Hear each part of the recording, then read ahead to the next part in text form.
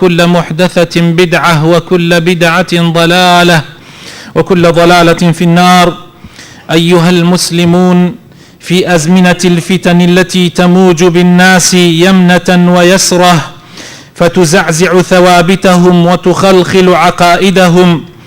ويتخلون بسببها عن مبادئهم وشيء من أصول دينهم ويزهدون في قيمهم العالية ويجانبون أخلاقهم السامية، فإن لله أقواما يمن عليهم بعظيم فضله وواسع رحمته فيصنعهم على عينه ويكلأهم بحفظه ويثبتهم بالقول الثابت ويسلمهم من الآفات. إنهم قوم يحبهم الله عز وجل ويحبونه. يا أيها الذين آمنوا من يرتد منكم عن دينه فسوف يأتي الله بقوم يحبهم ويحبونه أذلة على المؤمنين أعزة على الكافرين يجاهدون في سبيل الله ولا يخافون لومة لائم. ذلك فضل الله يؤتيه من يشاء والله واسع عليم. نعم أيها المسلمون، حينما تتراجع قلوب عن محبة خالقها فتقصر في عبادته وتلتفت أفئدة عن التوجه لرازقها فتزهد في طاعته وتمل نفوس من طول الطريق الموصل إلى رضاه وجنته فتتساقط عن جانبيه بين صريع شبهة وصريع شهوة، إذ ذاك يأتي الله بقوم يحبهم ويحبونه. فهل فكر أحدنا يوما وتأمل في نفسه وتساءل هل أنا ممن يحبهم الله؟ وماذا أفعل لأنال هذا الشرف العظيم؟ خوش يسكانم كاتك إنسان أكيوتا زماني فتن زماني أعجاو كيشو مشاكل كفتنة لهمو لا يكوا مشاكل كيشو أعجاو لهمو لا يكوا للاي تشبو للاي راس والرويتي أكن والروا كات خلقي أو كات زورك لخلقي لما بدأوا لو برنامج وبروغراميك هريان قرتوا لا أدن زور كس عقيدة وبيرو باوري أقوري زور كس لو أنا بنماكاني آيني لدز بدا زور كس لو أنا وازل قورترين أخلاق الروش كهري قرتوا وازي لبيني خلقانك أبيني بيشا نوعك لالتزامات يعني بيو دياربو بس بهوي فتنة وآجاو وكرويتيك لو أنا واز لو مبادئ برناميك لسريب ووازي لبيني ألو كاتانا خواي تعالى قومانك أنيري كسانك أنيري كخوش يعني أوي وأوانيش خوايان خوش أوي بجواني دز بدينك إخوا وأقرن وكو خواي تعالى لقرآن لسورة مائدة لآية 54 أفرمي أي إيمان داران هر کەسێک لە ئێوە ئەگەر لە دینەکەی خۆی هەڵگەڕێتەوە و واز لە بیر و باوەڕەکەی خۆی بێنێ خوای تەعالا هیچ منەتێکی پێی نییە، بەڵکو خوای تەعالا قەومانێک دێرێت کەسانێک دێنێت خۆشیانی ئەوێ و ئەوانیش خوایان خۆش ئەوێ زەلیلن بەرامبەر بە ئیمانداران بەرامبەر بە کافران سەربەرزن لە پێناوی خوایە ئەجەنگن و جیهاد ئەکەن جیهادی نەفس و ماڵ و ڕوحیان لە پێناوی خوای گەورەیە ئەکەن وەلەلۆ مەیلۆ مەکەرانیش ناترسن. ئەوە فەزڵی خوایە، خوای گەورە ئەیداتە هەر کەسێک لە بەندەکانی خۆی کە بێوێ و خوای تەعالایش خاوەن فەزڵی فراوان و گەورەیە و زانایە بە هەر کەسێک کە شایستەی ئەو فەزڵەش بێ. خۆشەویستەکانم، ئەو فیتنانەی کە ڕووە کاتە خەڵکی دوو جۆرن وەکو زانایان ئەفەرمن، هەندێک بەهۆی هەوا و ئارەزووە دروسە بێ، هەندێکی تریش شوبهە و گومانە کە لە عەقیدە و بیر و باوەڕ لە فکرا ڕووەدا. جا خەڵکانێکەیە چونکە خۆیانیان قایم نەکردووە، قەڵای ئیمان و عەقیدە و بیر و باوەڕی خۆیانیان قایم نەکردووە، بچووکترین هەوای ئەم لاو ئەولا تەئسیریان تێکا و دێتە ماڵیانەوە و لەوانەیە نەخۆشیان بخە. خەڵکانێکی هەر باسی شتێکی بۆ ئەکرێ یەکسەر ئەکرێتە گومان لە عەقیدە و بەرە باوەڕەکەی وەلەوانەیە هەڵیش گەڕێتەوە و خەڵکانێکیش هەیە بەهۆی هەوا و ئارەزووەوە ئارەزووی پارە و پول ئارەزووی منسەب و پلەپایە ئارەزووی جنسی و ئەوانە تەسیریان تێکا و لەوانەیە لە دینەکەیان هەڵگەڕێنەوە یان هیچ نەبێ خەلەلێکی گەورە ئەکەوێتە دینەکەیانەوە ئەلەو کاتانە خوای تەعالا کەسانێک ئەنێرێت بەڕاستی خوای گەورەیان خۆشەوێ و خوای تەعالایش ئەوانی خۆشەوێ ئەوانە ثابتن جێگیرن نەگۆڕن بە ئاسانی ناگۆڕێن لە ماڵ و قەڵای خۆیانیان قایم کردووە عەقیدە و بیر و باوەڕ کە قەڵایەکە بۆ ئەوان قایمیان کردووە پەنجەرە و قاپیەکانی خۆیانیان سفت کردووە ئەو کاتە بە ئاسانی هەوا و ئارەزوو تەسیریان تێناکە بە ئاسانی گومان و پروپاگەندەی ئەم لا ئەولا تەسیریان تێناکە ئەوانن کە ئەیبنەوە ئەوانن کە بەردەوام ئەبن هەتا کۆتایی ڕێگاکە هەتا کۆتایی ڕێگا بەردەوام ئەبن لەسەر دیندارێتی خۆیان و هیچ تەسیریان تێناکە جا لێرەوە ضرورە شتێک کە بە ضروری ئەزانم زنجیرەیەک یان چەند وتارێک لەسەری بچین ئەویش ئەوەیە کەوا ئینسان چۆن ئەگا بەو پلەپایە کە خوای گەورە خۆشی بوێ وەکو خوای تەعالا ئەفەرمێ فسوف يأتي الله بقوم يحبهم ويحبونه چۆن ئەتوانی ئەو پلەپایەی بەدەست بێنی کە خوا خۆشتی بوێ چونکە بەڕاستی پلەیەکی زۆر گەورەیە خوای تەعالا هەر کەسێکی خۆش بوێ خوای تەعالا خۆی ئەبێتە خاوەنی چاوەکانی ئەبێتە خاوەنی زمانی ئەبێتە خاوەنی دەست و پێکانی ئەو کاتە خوای تەعالا خۆی ئەیپارێزێ چاوی ئەپارێزێ لە گوناح زمانی ئەپارێزێ لە گوناح گوێچکی ئەپارێزێ لە گوناح دەست و پێکانی خوای تەعالا ئەیپارێزێ لە گوناح وەکو لە حەدیثی صحیحی پێغەمبەری خوایە هاتووە صلی الله عليه وسلم چۆن ئینسان ئەگاتە ئەو پلەپایە کە خوا خۆشی بوێ سهلی بنی سعدی ساعدی ئەفەرمێ پیاوێک لە سەردەمی پێغەمبەرا صلی الله عليه وسلم هاتە لای پێغەمبەری خوا فەرمووی ئەی پێغەمبەری خوا من چی بکەم چی کارێک بکەم کە خوا خۆشمی بوێ و خەڵکیش خۆشمیان بوێ چی کارێک بکەم کە بتوانم خۆشەویستی خوا و خۆشەویستی خەڵکیش بەدەست بێنم ئاسێت ئەصحابەکانی پێغەمبەرکەن صلی الله عليه وسلم چەند حەریصن لەسەر ئەوەی کەوا کارێک بکەن خوا خۆشیانی بوێ چونکە ئەزانن خۆشەویستی خوا بۆ یەکێک گەورەترین شەهادەیە گەورەترین سەرکەوتنە کە ئینسان خوا خۆشی بوێ جا پێغەمبەریش صلی الله عليه وسلم بەو ئەصحابەیە فەرمووی لە دنیا زاهید بە کەمویست بە خوا خۆشتی ئەوێ دائما ئینسان تەماحی دەستی خەڵکی نەبێ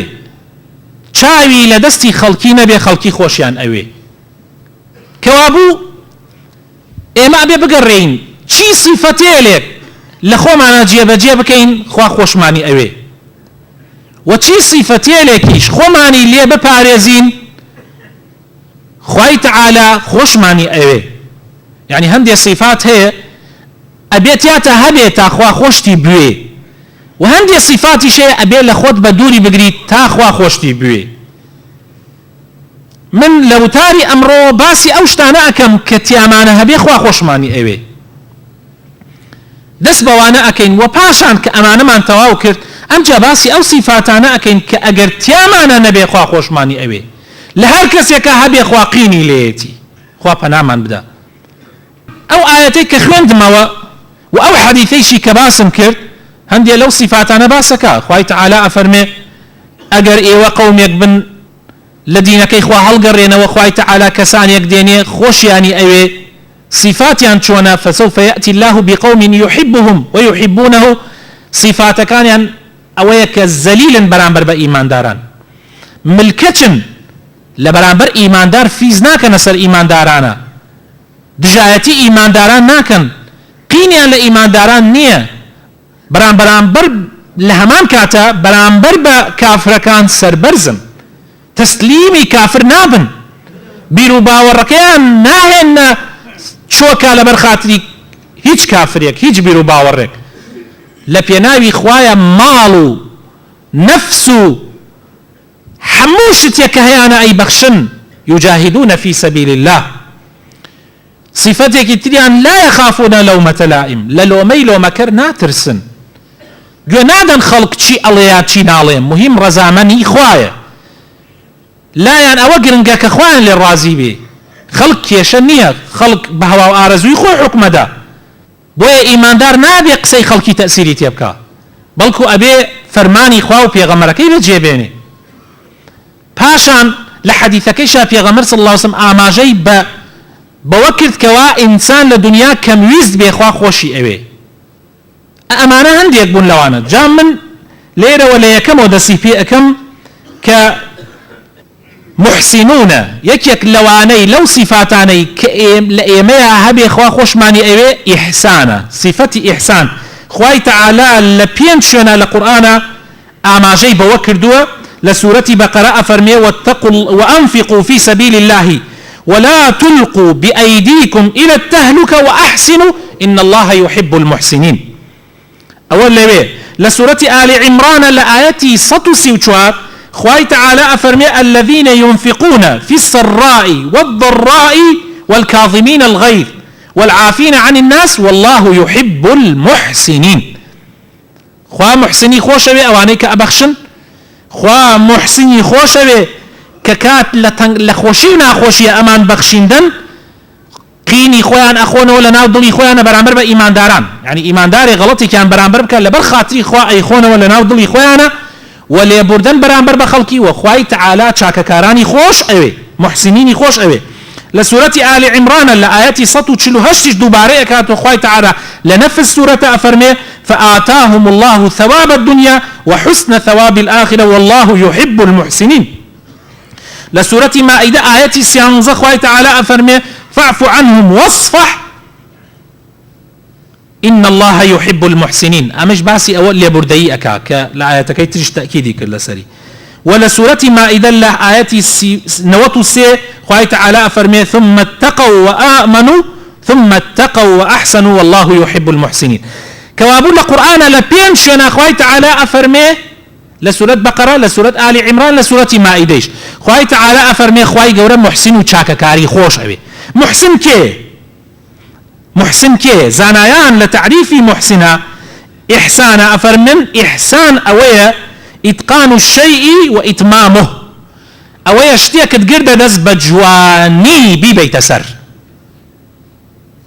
لجواني وهاتوا كدجكي ناشرينية لجمال وهاتوا كدجكي قبعة كوابو إحسان أويا ككاريك تقرد دز هر كاريك تفيس برا جواني أنجامي بدي لشرع علماء أفرمن إحسان برانبر بخوا إنسان برانبر بخوا تشاكويزد بي إنسان برانبر بخلقكي خواش تشاكويزد بي إنسان برانبر بخوا تشاكويزد بي بوي كوا أمركاني خوا بجي بيني بجواني فرمانكاني خوا أويك خوا فرماني بيكردو بجواني جويبو بقري وبجوانيش لخوتا جي بجي بكي إتر للاياني عبادته بي للاياني عقيدة وبيرو باور بي للاياني عبادته برستنكانته بي للاياني أخلاق وروش تجدد بي يعني تو بجواني أوانا جي بكي لبيني خوت وخوا لبيني خوت وخوا يعني بون من تو إيمانت بخواها بجواني إيمانت بخواها بي للاياني عقيدة تو إيمانت بون من بقضاء وقدر هي بجواني إيمانت بقضاء وقدر ببي قناعت توابي يقم ياوت ما بي يكتي كنانت ما بي يقم هوات ما بي هري مجي نامري تا هري نمجي تاتي كنانك نخوي تاقم آوك نخوي والله نامريت والله نامريت أما أبي قناعت بي أقر خوانا خواست مخالفي أمتها بي إيمانك اطلقا لقورترين ركن إيمانش كموضوع قضاء وقدره أجلي دياري كراوة إنسان رزقي دياري كراوة إنسان لسريتي أسباب كان بقريت برو بس بلان بري مسائلي ترهي أو لسر تويا نيوش بكم يا نيوش نكم أعمل لسر خوته چاكا كار بم يا چاكا كار نبم لسر خوته جنيكي باش بينم يا جنيكي خراب بينم لسر خوته نابي بيجي والله ما خوا نيوسيتي لسرم بخوا ايتر خوا نيوسي من أمج نبخوا والله خوا دو چاوي داوة بيت دوو گوێچکی داوە پێت عقلێک و مێشکێکی داوە پێت لە هەرچی کۆمپیوتەری دنیا هەیە ئازاترە و زیرەکترە خوای تەعالە ئەمانەی داوە پێت ئەڵێ کچی ئافرەتی باش بخوازە تۆ ئەڕۆی خۆت بە دوای شەهوەت و ئارەزوی خۆتە ئەگەڕێ ئافرەتێکی خراپە خوازی دوای وەکەیتە ملی قەدەر ئەمە خۆت خەڵەتاندنە هیچ تر نییە جا ئەمانە زۆر مهمە ئەمە ئیمان بە قەزا و قەدەر ئەبێ ئیمانت پێ هەبێ بە جوانی بە هەمان شێوە لە عیبادەتەکانتە نابێ خۆت بخەڵەتێنی لە مەوزوع نوێژ لە مەوزوع ڕۆژوو لە مەوزوع زەکات ئەوەی کە خوا فەرزی کردووە لە مەوزوع حەج نابێ خۆت بخەڵەتێنی ئەبێ بە جوانی نوێژ بە جوانی ئەدایەکەی ڕۆژوو بە جوانی ئەدایەکەی زەکات بە جوانی ئەدایەکەی حەجەکانت بە جوانی و هەروەها لە بواری ئەخلاق و ڕەوشتا تۆ کابرایەکی ڕاستگۆی چونکە مسلمانی ئەبێ درۆ نەکەی مسلمانە ئەبێ وعد خلاف نەبی مسلمانە ئەبێ غەدر نەکەی ناپاکی نەکەی مسلمانە ئەبێ صفاتەکانی ئیسلامت تیابێ بە جوانی هەوڵ بدەی جێبەجێ بکەی ئەلەو کاتە تۆ ئیحسانت بەرامبەر بە خوای پەروەردگاری خۆت کردووە ئیحسانیش بەرامبەر بە مەخلوقاتەکانی چییە ئیحسان بەرامبەر بە مەخلوقاتەکان ئەوەیە کەوا خۆشەویستەکانم کارێکت لە ژێردەسایە بە قەدەری توانایی خۆت ئەبێ تایە ئیحسانت هەبێ ئەبێ تایە متقین بی بۆ نمونە سەرپەرشتیکردنی خێزان و ماڵ و مناڵت نابێ فێڵی تیا بکەی خۆتی لێ بدەزیتەوە نابێت هەندێکیان ئیهمالکەی لە مناڵەکانت هەندێکیان بگری بۆ نمونە خاوەن دوو خێزانی خاوەن سێ خێزانی نابێ خێزانێکت بە جوانی هەرچی تواناتێ بۆی سەرفیکەی خێزانێکی ترت هەر ئاوا تەڵەموویەک لە بین تابێ نابێ تۆ ئیماندار ئەبێ یەکسان بێ ئەبێ عادل بێ ئەبێ فێڵ و فرت نەکە هەروەها لە مەوزوعی شتەکانی تریشە بۆ نمونە بۆ کوڕێکت ژنت تێنا بۆ ئەوەکانی ترشە بێ بهێنی هەدیەیەکت بۆ کوڕێکت بۆ ئەبێ ئەوەکانی تریش بیکەی نابێ فەرقی بینی کچ و کوڕ بکەی لە معاملەتتا نابێ لە دائیرەیەکای فێڵی تیا بکەی خیانەت بکەی ئەگەر ناتوانی کارەکەت بەجێبێنی وازی لێبێنە و بۆ یەکێتر بیتێڵە ئەگەریش ئەتوانی جێبەجێکەی بە جوانی جێبەجێکە فێڵ مەکە چۆن دانراوە ئاوا بکە هەندێ برا چەند جاریش عەرزم کردن ئەڵێ من پارەکەم بەشم ناکە ئاخر من بەش ناکەم مامۆستا وەڵا بەشم ناکە بۆیە من فێڵی تیاکەم بۆیە ڕێگا ئەدۆزێتەوە بۆ نمونەی ئێستا ڕەشوە لە وڵاتی ئێمە غەرقی هەموو دائیرەکانی کردووە بە تایبەت لە بەشی خواروی عێراق ڕەشوە لە بچووکترین شتە ڕەشوە وەرەگرن هۆکارەکەشی ئەوەیە بەشم ناکە مەعاشەکە ئێمەیکە بڕۆ کاسبێکی تر بکە یعنی ئیلا پێویستە بیکەی بندیوار لە کوردستانی خۆمانە بندیوار کابرا لە ماڵی خۆیان دانیشتە پای ناتەبان پاوە هیچی نەکردووە ئەو مەعاشەی وەرێگرێ بە هیچ قانونێ مستحقی نییە و لەگەڵ ئەوەی شاد دێ بۆ مزگەوت 5 فەرزە دێ بۆ مزگەوت خۆی و پیاوێکی زۆر مسلمان ئەزانێ زەکاتیش لەو پارە ئەدا پێوە عمرە و حەجیشەکە و بندیوارە و ئەیشزانێ فێڵە و ئەیشزانێ مەسئولێکی خزمیان کردێتی حیمایەی خۆی و هەڵێ لوشێنە لە بین هەردیانە ئەی خۆن درۆکانە حیمایە ڕۆژێ لە ڕۆژان چەکێکی نەکردو دەسۆ دیفاعی نەکردووە ڕۆژێ لە ڕۆژان بەدلەی عسکەری نەکردوتە بەر ئەمە چیە ئەمە ئیحسانە ئەمە خۆ خەڵەتاندنە خۆشەویستەکانم ئەمەیە کە ئەم ملەتەی فەوتان ئەمەیە پارەی ئەم ملەتەی هەمووی بە هەدەرا برد ئەمەیە کە لەبەر خاتری خاترداران تەعین کراوی ئەمە ئەگەر حکومەتەکەش پێی ڕازی بێ حکومەتەکەش مەعاشەکەت بدە ئەبێت تۆ ئیماندار و مسلمان نابێ ڕازی بێ بە حرام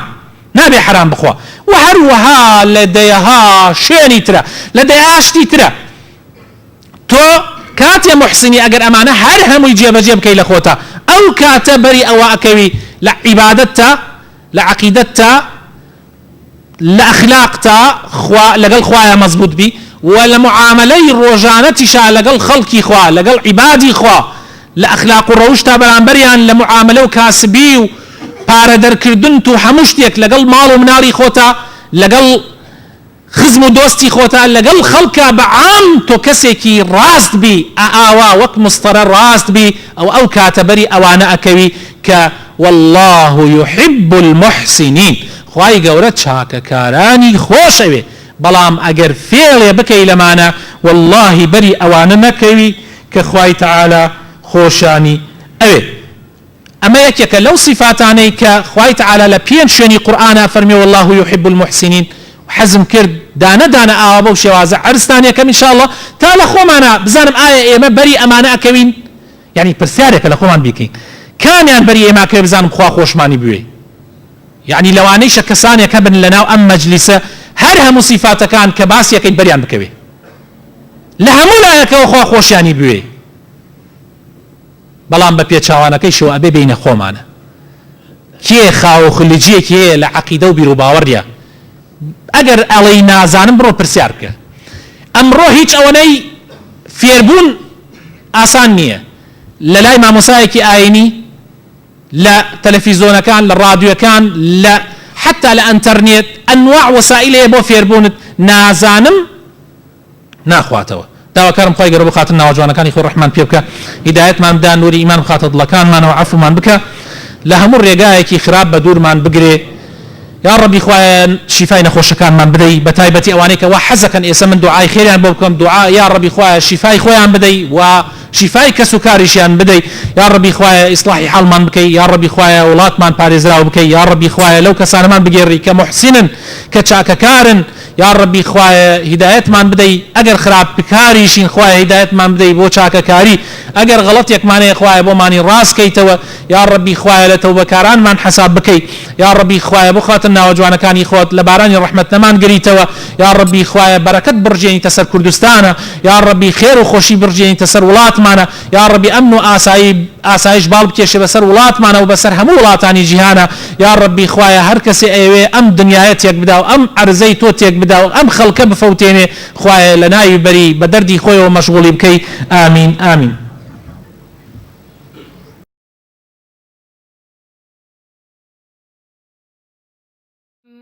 ألم تر كيف ضرب الله مثلا كلمة طيبة كشجرة طيبة أصلها ثابت وفرعها في السماء